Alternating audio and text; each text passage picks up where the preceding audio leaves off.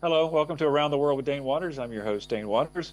One of these days I'm going to kind of just break it up, say Around the World with Dane Waters, and I'm your host. I don't know, Ben Stiller. I don't know. I'm just going to kind of see if anyone's actually listening. I think I'll do that one day. So what's going on around the world? I say this. I literally say this every week when I look at these clips.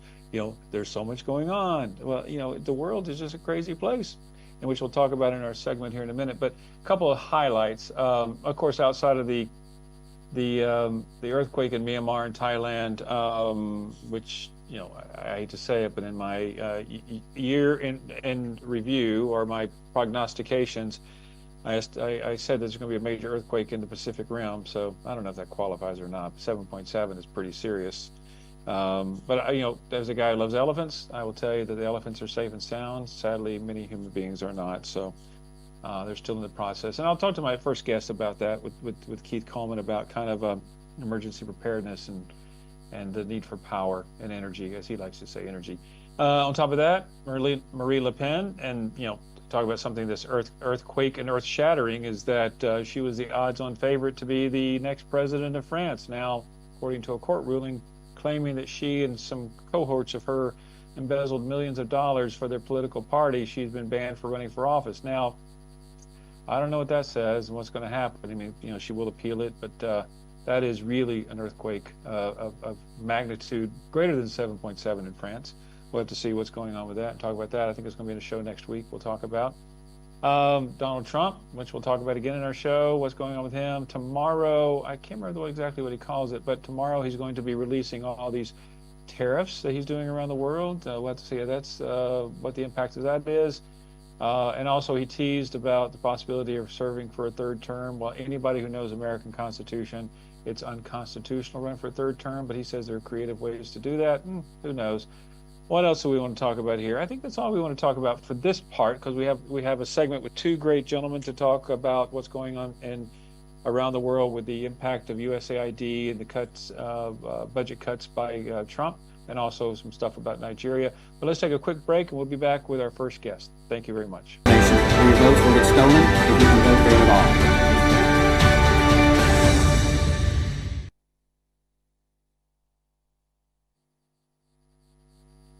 Welcome back to Around the World with Dane Waters, and I'm your host, Ben Stiller. No, I'm just checking to see if anyone's been listening. So let's get started here. We have our first guest, Keith Coleman, the president of Mid-America. Is it American or America? Mid-America? Mid-America. Yep. Mid-America. Keith's been on the show before, and I was corrected, and I won't say it wrong this time. We were talking about power, but he says it's about energy. So I will not make that mistake again. So Keith, thanks for being on the show. And I know it's 3 a.m. where you are, and I really appreciate you getting up to do the show. So how are you? I'm doing well, Dane. It's 3 a.m. in the morning where I'm at, but I'm doing well. Always happy to be here with you, my friend. It's interesting about time zones. I'm in the Philippines, and it's, what time is it here? It's 4 p.m. on Tuesday. And for you, it's 3 o'clock in the morning on Tuesday. And in Nigeria, where the show is, it's 9 a.m. on Tuesday. I mean, time zones, it just points out how huge and large this country is. So let's get chatting here. Last time we did this, I was in Dubai. I know. See, that's why it's called Around the World, because the guests are everywhere in the world, and that's how we get a good overview about what's happening. But so let's talk real quick about power, and there's all types of power, not just the power that comes from energy lines and solar. But last time we were talking, I think we were talking before all the USAID cuts, and now they've happened. So what I want the audience to understand, because in America and around the world, they say, hey, Donald Trump shut down USAID, except for the 15 key employees they have to have, cut billions of dollars of payments around the world. But a lot of people don't really understand what that really means. So kind of give us a real world assessment of what these cuts are doing around the world. Well, I guess you can take many different views of that. And I tried to be take an optimistic view of it, and from the standpoint that, the way I understood it in the beginning, for USAID, it was a suspension until the things that were out there could be reviewed. And so I think that when you're trying to determine what is going out and that is not immediately needed or not directly affecting some mass that needs those funds. It's an incumbent that somebody does that and has that oversight. And I don't think there's a couple of things the U.S. government doesn't do very well, and one is make jobs, and one is manage money. But you got to be resilient when you're in business. And in a case of what we were doing in Ukraine, it got paused, and now it's about to go back into full swing. So we had a suspension, and that's challenging from the standpoint that the expense clock never stops. I mean, when you have people that are in hotels and you have food and you have a lot of people in the local level who expect to be paid, those expenses don't stop, but your means to collect payment for those services ceases.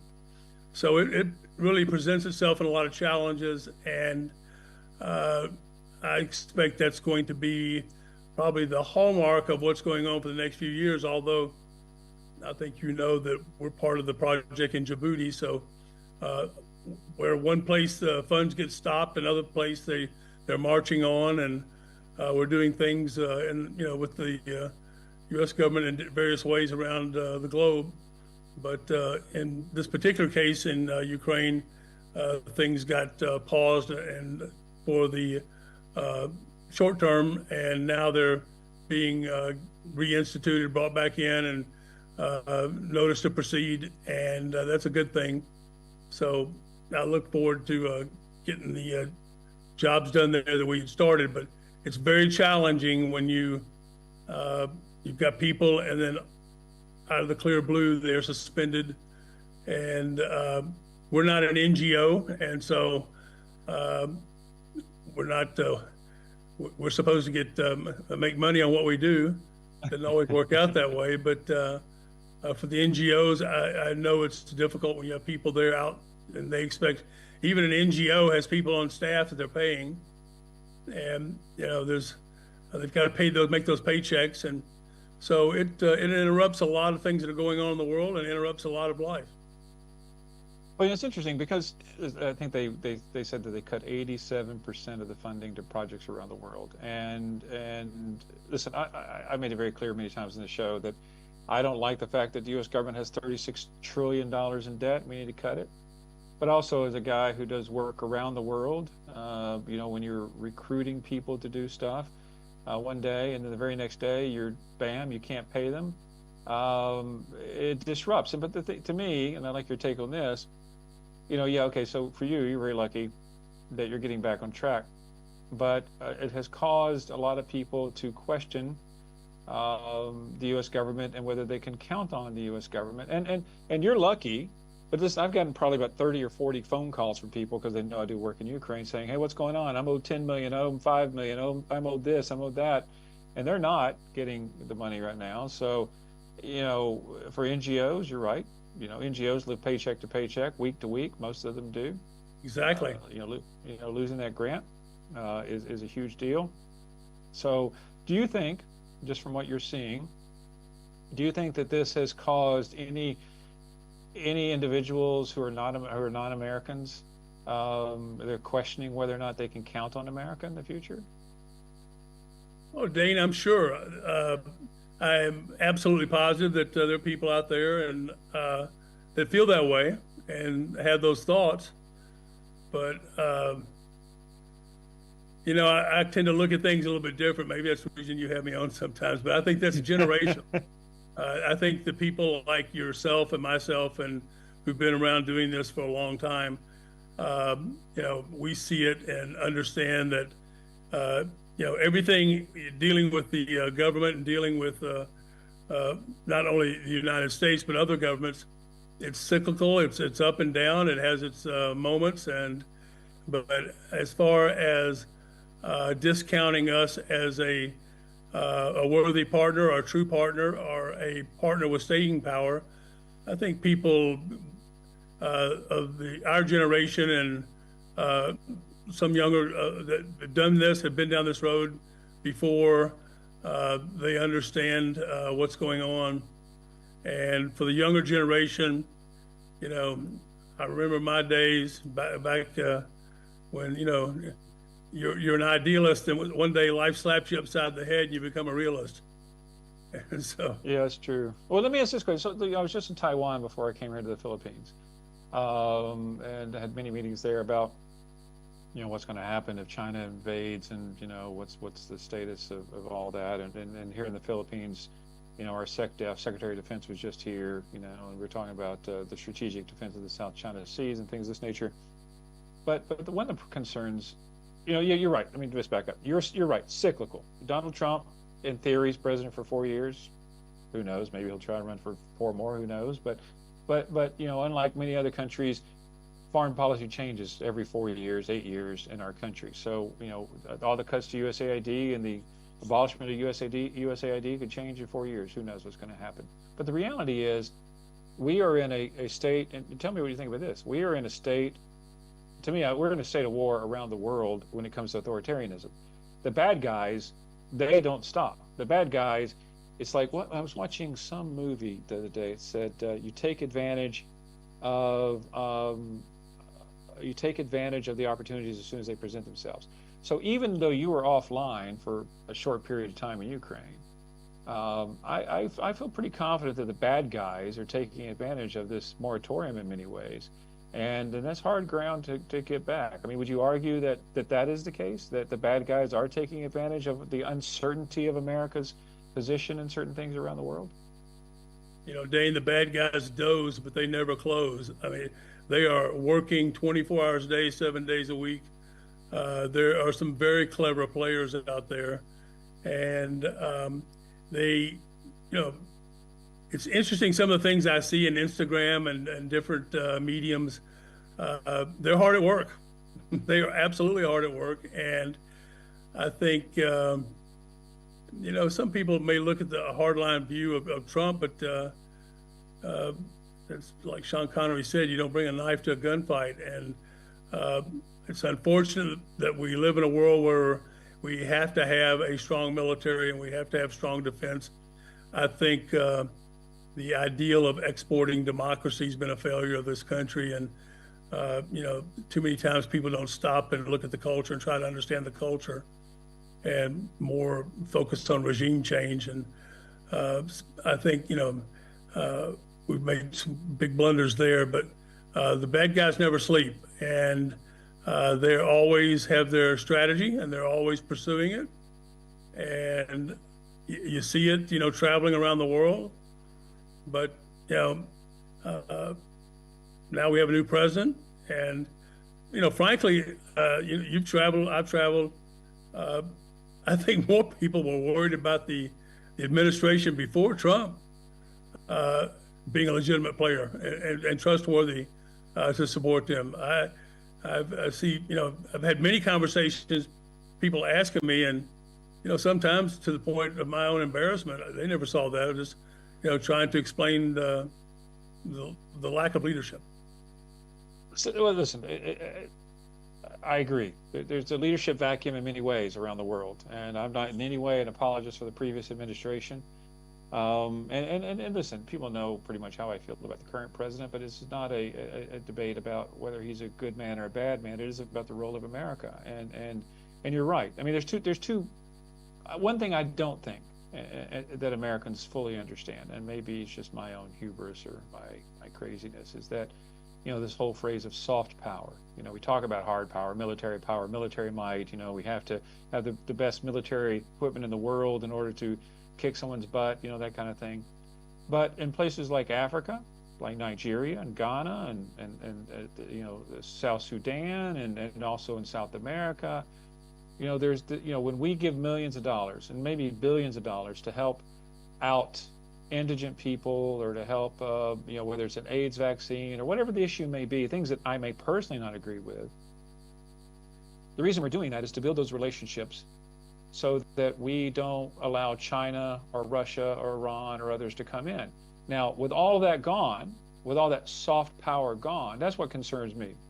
Yeah, we can debate all day long about the military, the U.S. military, and its, what it's going to do.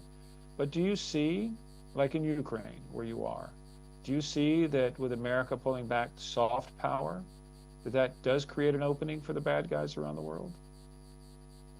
I think it creates an opening, sure, but many things create openings. But I think it does create an opening. I take a different view, Dane. I don't. I think that when you look at a political figure in Georgia getting $3 or $4 billion for absurdity, that money can be better spent. And I think the thing that we failed at in for the past 50 years when we're handing out funds to USAID is having the regulatory facility in place that we're making sure those monies are being used as they're supposed to be used. And I don't see that money as going away. I see it being more focused. And but if you're going to give away American tax dollars, I'm working every day, and there's money coming out of my check. And I saw a thing the other day is if people had to sit down and write a check out of every paycheck to pay your taxes, you'd be more probably visceral about where that money's going. And so I don't see the money going away. I just see it being better managed, better doled out, and somebody keeping track of how it's being used. Because I think a lot of those funds, when you're paying $1 billion to buy condoms for Hezbollah, I mean, that's pretty nonsensical. And so, well, by the way, that was proven not to be true. Just want you to know that was proven not to be true. Well, I think that whether it's true or not, when you look at the billions of dollars that went into Gaza, and they could have built a nice society there. And I'm not here to argue that point, and I don't argue anyway ever. So, but I think that when the soft money retracts, that the heavy players are out there. Who has, Russia doesn't have the money and the wherewithal to do what it used to do, and I think China probably struggles in that regard right now. Their economy is having a tough time, and I go to China quite a bit. Have quite a few relationships there in business, and but sure, when you pull back the soft money, maybe in some places, yeah, it probably hurts, and in other places maybe not so much. But I will say that many times the people who are screaming the loudest are the ones who have been dysfunctional in the way they handle those funds. No, listen, I agree 100%. I mean, but there is a whole different debate between accountability and whether the funds should be, listen, I agree. Even in Ukraine, billions of dollars have been spent that aren't unaccounted for. Listen, sadly, we have to take a quick break here and then get on to the next discussion here, Keith. But listen, it's always great seeing you, and I really, truly appreciate the fact that you're getting up 3 o'clock in the morning to have this conversation. It's for you, buddy. Well, I know. I owe you dearly for this. Anyway, we'll talk soon. Anyway, we'll talk later. Anyway, thanks for. Let's take a quick break for Around the World with Dane Waters, and we'll be back. Thank you. One of the largest exporters of ivory in the world. Doesn't a third world nation where your votes will get stolen if you can vote for it at all.